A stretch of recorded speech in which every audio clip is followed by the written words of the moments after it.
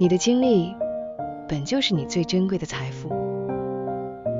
那些曾让你措手不及的事故，若能笑着讲成故事，变成了刻在生命里的宝藏。